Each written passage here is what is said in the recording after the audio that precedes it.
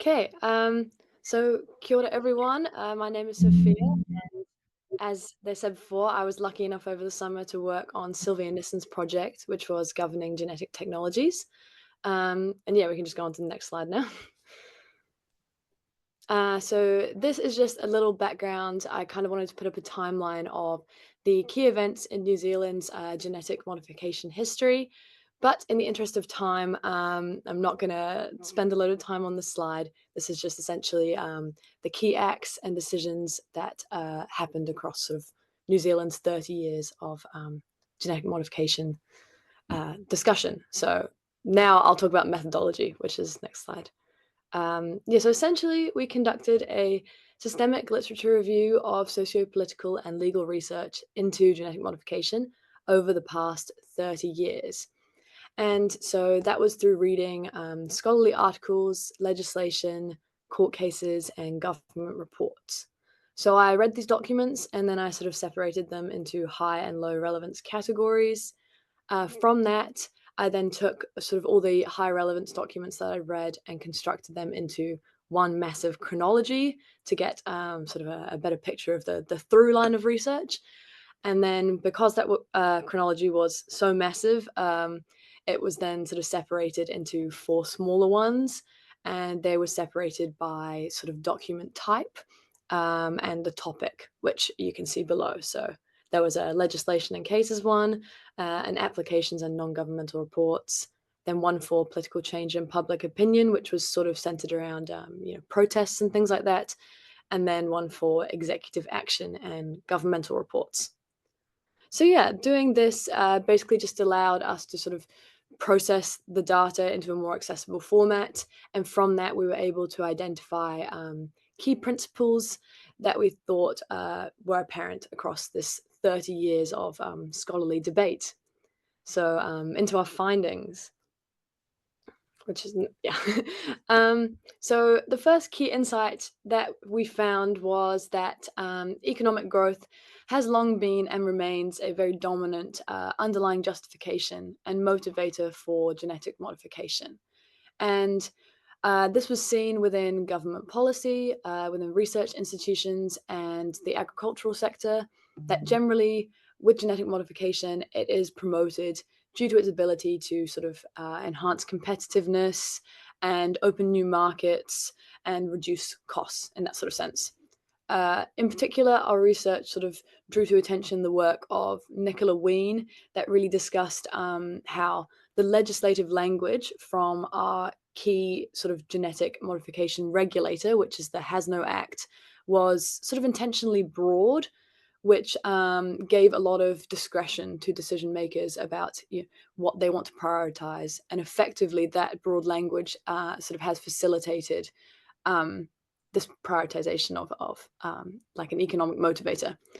Yeah, and ultimately, this economic driver shapes the funding of genetic modification research, and we sort of see it trend towards more novelty consumer products rather than those solely for public good. And then, yeah, a second key insight that was really apparent was the marginalization of non scientific knowledge in the decision making sort of around genetic modification in New Zealand. So, this was seen structurally again within the HASNO Act, which explicitly in Section 6, there's a prioritization of scientific evidence over public concern and opinion. Um, Additionally, the EPA, which is the Environmental Protection Agency, that is basically the decision-making body for all things genetic modification research, their decision-making process is very focused on sort of quantifiable risk-benefit analysis. And so within that sort of framework, ethical and cultural objections don't fit as squarely within it as scientific arguments do. Yeah, and then the third key insight, which is in a very similar vein to the last one, is that our current regulatory framework, being the HASNO Act, its consultation and partnership with Māori in GMO decision making it leaves a lot to be desired. So this is particularly seen in the Act itself. Its treaty clause is sort of a passive one to take account, which is not as strong as other ones. And then also another sort of thing that leaves partnership, below what we would like it to be is that Ngākahutu Tikanga Taio, which is the Māori Advisory Board for the Environmental Protection Agency, is obviously just advisory.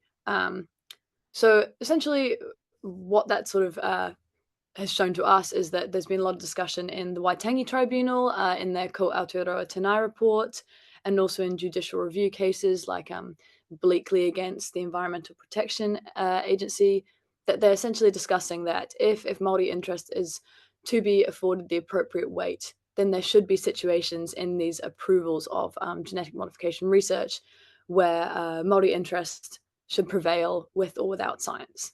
And we're not really seeing that in our current framework. And so that was an obvious key insight.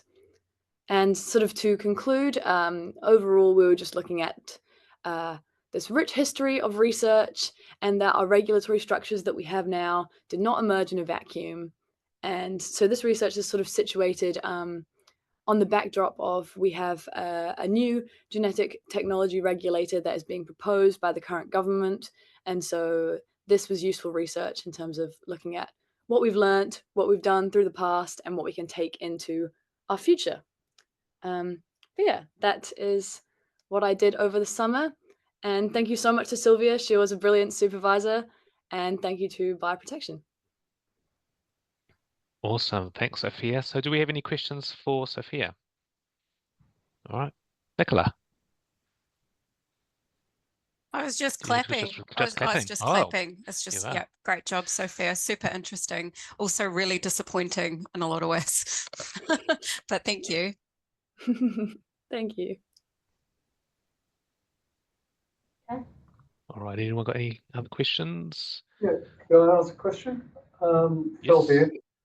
Very interesting. Do you get a feeling that there were some documents that were overly influential? I know the Royal Society produced a document that was probably not neutral in terms of its perspectives, given that it was written by scientists. Do you have an idea of the impact that those kinds of documents had, the frequency which they were mentioned in policy documents, to get an idea whether science informs the debate at all, or in fact it's outside the science debate? Yeah, well, I think the trend that we see is that science does inform the debate. It kind of seems to be the central driver, which, it is a scientific process essentially.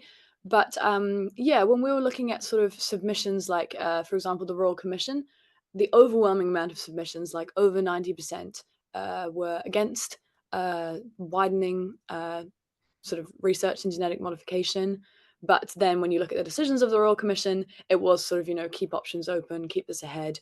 And so slightly you see decisions more aligning with maybe the scientific perspective, sort of through trend. But there really hasn't been much review of genetic modification since the Royal Commission. So yeah, the one that you mentioned, the Royal Society, was in like 2019, if I'm right, which is like a massive gap, from 2001 to 2019. So it kind of almost has been sort of a quite quiet conversation for a big period of years until we've got this influx of change coming right now.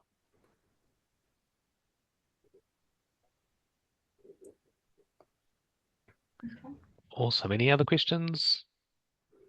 How do you think we're going to fare in the future, Sophia, with these, what's coming and the government saying that we're just going to be able to do this? Yeah, well, I think my opinions have sort of changed and flowed throughout this project, definitely. Initially, maybe I thought this sort of opening the floodgates to research, I didn't like the idea of it, but I'm a big advocate in thinking that, laws should be reviewed, laws should be changed and checked. Our regulation is 30 years old. It's important to look at stuff like that again. And I think that you can't entirely dispel economic benefits and what the world around us is doing. But I think that really our research just showed that it's got to be done in the right way. And this new proposed bill, its treaty clause is like even worse than the one that we currently have. It's kind of ridiculous. And we're sort of seeing these criticisms like the lack of incorporation of non-scientific opinion. And it's really important to educate and bring along the public when you're introducing new policies. but that sort of stuff is not really what this new bill is proposing to do. Well, thank you very much, Sophia. So comments are coming through just saying that they're all very nice presentations. That's all good.